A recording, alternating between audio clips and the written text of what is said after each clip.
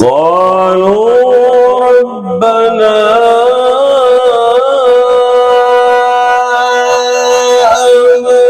أمتنا اثنتين وأحييتنا اثنتين فاعترفنا بذنوبنا فهل إلى خروج من سبيل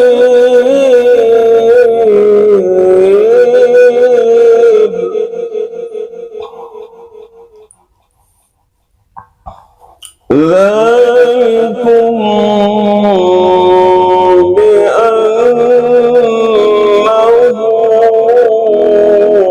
إذا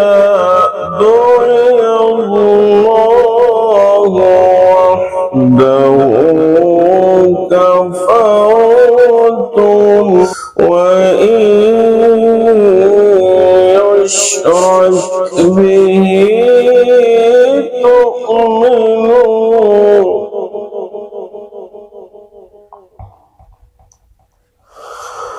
فالحكم لله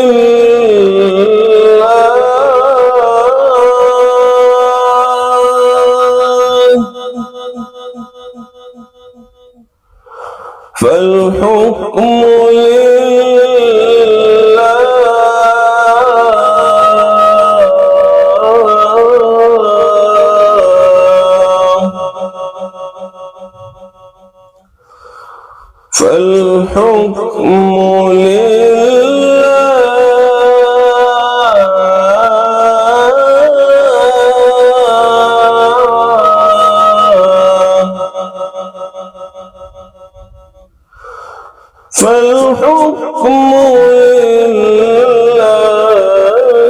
العلي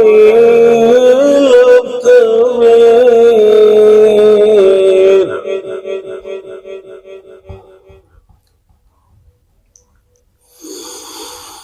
هو الذي يريكم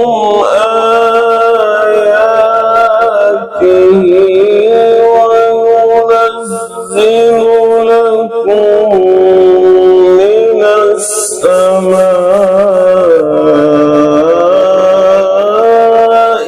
رزقا